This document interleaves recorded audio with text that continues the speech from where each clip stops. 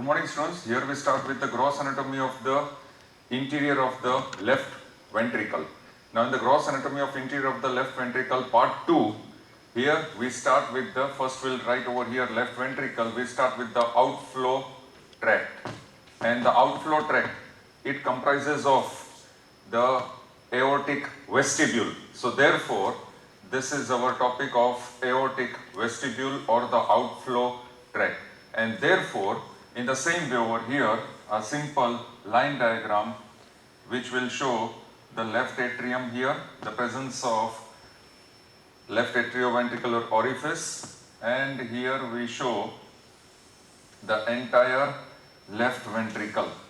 So this is the left ventricle, here this is the left atrium, this one is the left atrioventricular orifice, and therefore here we shall draw the aortic vestibule at this level. So therefore, in order to draw the aortic vestibule, when we draw the aortic vestibule, here we show the starting point of aorta, and here we show the three semilunar cusps which are guarding the aortic annulus. So the three semilunar cusps, out of that we draw one cusp which is anterior, and the remaining two we show they are posterior cusp. So therefore, now these are the aortic cusp, anterior and the two posterior aortic cusp.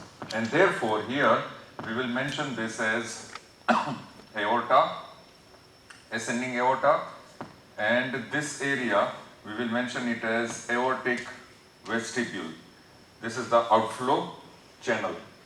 Now, as we know, the outflow tract will be located above, upwards, in front and to the right of left atrioventricular orifice, that is upwards, forwards and to the right of inflow tract, since this is the inflow tract.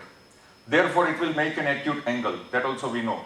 Now, the important point will be this outflow tract and this inflow tract, both of them are separated by two important structures. So, the inflow and the outflow tract of the left interior of the left ventricle they are separated by two important structures. One of the structure is subaortic curtain. So therefore here, if I draw with green color, simple green color, here if I show, this will be the subaortic curtain, just to show the subaortic curtain. And therefore here we shall just mention this as subaortic curtain. And remember, this is a component of a central fibrous part of the skeleton of the heart, and it will be explained during the discussion of the gross anatomy of the skeleton of the heart. Right now, subaortic curtain is one of the component parts which will separate the outflow tract from the inflow tract within the left ventricle. And the second important part will be, the second part which will separate the inflow and the outflow tract will be anterior leaflet of bicuspid valve. So here we shall draw the anterior leaflet of bicuspid valve, this one, and this is the posterior leaflet of the bicuspid valve. So if this is the anterior leaflet, here we can mention the anterior leaflet, this is the posterior leaflet, and therefore this anterior leaflet along with subaortic curtain will separate inflow from the outflow tract. So these are the two components. These are the two components which will help in separation of outflow from inflow tract. One mark question answer. Then the next point will be this aortic vestibule. The apex of aortic vestibule is known as aortic annulus, or rather the ring-like structure where the ascending aorta will start. So the apex of the aortic vestibule is called aortic annulus. So right now, if I just darken this, this is known as the aortic annulus. This structure is called aortic annulus. So this is the aortic annulus, ring-like structure, and this aortic annulus is guarded by three semilunar cusps or three semilunar leaflets that already we have drawn, one anterior and two posterior. Now, it is very interesting, small minute details which we need to understand regarding this aortic vestibule. As it is guarded by the three cusps or the three leaflets, the bases of these leaflets, they are attached to the scallops of the aortic annulus. In order to understand that, supposing on this side, just over here, if I draw a small diagram of the ascending aorta, and here if I show the aortic annulus, here I will show these are the scallops. So if these are the two scallops, these are the scallops of aortic annulus, then the cusps will be, the basal end of the cusp will be attached to these aortic scallops. Remember, these aortic scallops are present where? On the aortic annulus. So the basal end of the aortic cusps, here I have drawn two aortic cusps since it is a sectional diagram, sectional view. The two cusps, the basal end are attached to the aortic scallop, which is present on aortic annulus. So therefore here simple, do not complicate, we need to mention these are the aortic cusps, both the structures, and here these are the aortic scallops. The aortic scallops which are present where? They are present on the aortic annulus. So the basal end of aortic cusps are attached to aortic scallops which are attached to the aortic annulus, and their apical ends, free ends, they will show some structure, minute structure, and that structure will be, for example, they will show in the central portion, they will show a central fibrous nodule and their adjacent part luneal. For that, in this diagram, here if I want to show, I will show that here each of them will have here a central fibrous nodule, each cusp, and their surrounding part, these two, they are luneoles. Now here in this cusp, if I show central fibrous nodule, and these are luneoles. And again in this cusp, if I show central fibrous nodule, then these are the luneoles.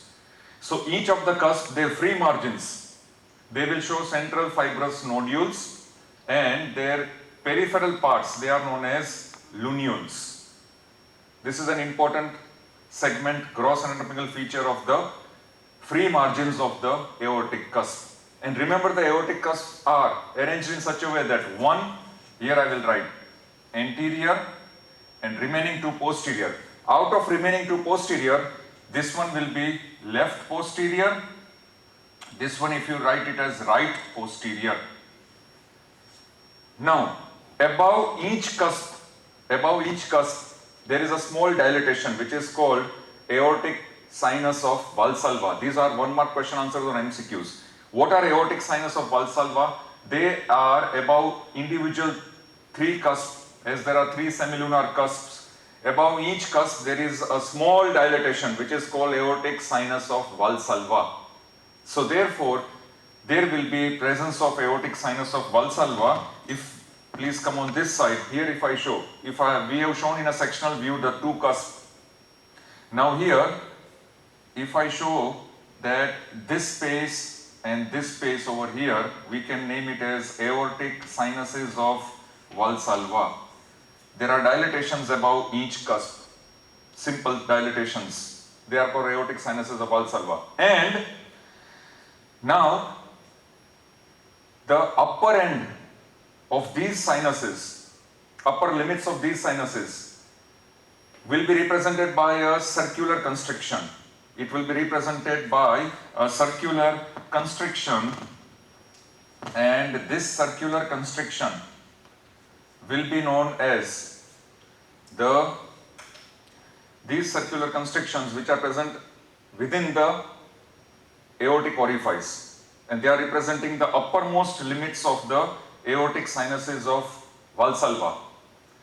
They will project above the free ends of these cusps. They will naturally project above the free end of these cusps, and they are now known as supravalvar ridges. So therefore, these ridges will be represented as supravalvar ridges. Now, these are the aortic sinuses of Valsalva. Therefore, from these aortic sinuses, there will be origin of the 2 coronary arteries.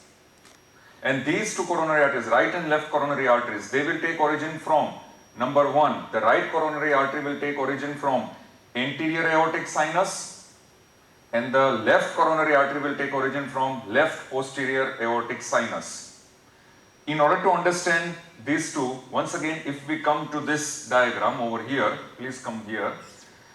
If I show that the artery which will take origin from where my finger is there, anterior aortic sinus, this artery, I will show it as right coronary artery from anterior aortic sinus. So here I will mention this artery as the right coronary artery taking origin from anterior aortic sinus.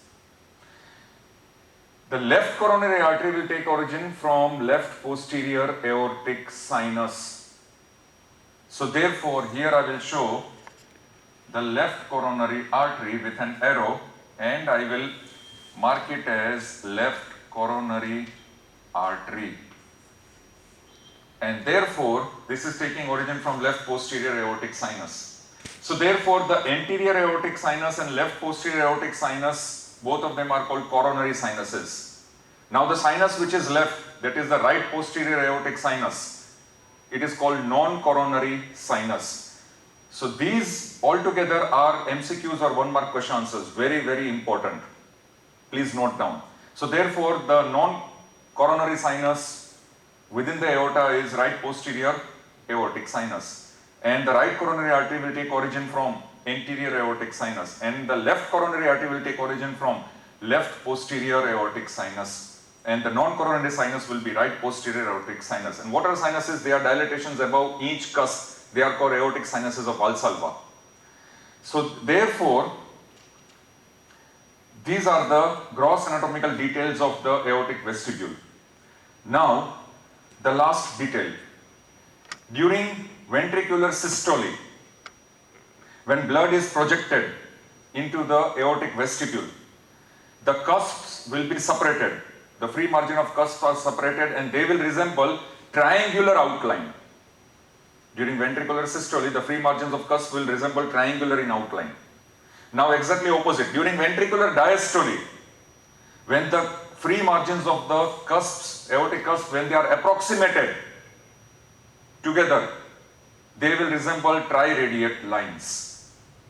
So these 2 points, triangular in case of systole when they are separated, and triradiate lines when the cusp margins are approximated during diastole. Please note down triangular outline and triradiate outlines. They resemble during ventricular systole and diastole of the aortic cusps. So here, this is the gross anatomical detail of the aortic vestibule or the outflow tract of the left ventricle. With this, we end the entire gross anatomy of interior of the left ventricle. Thank you very much.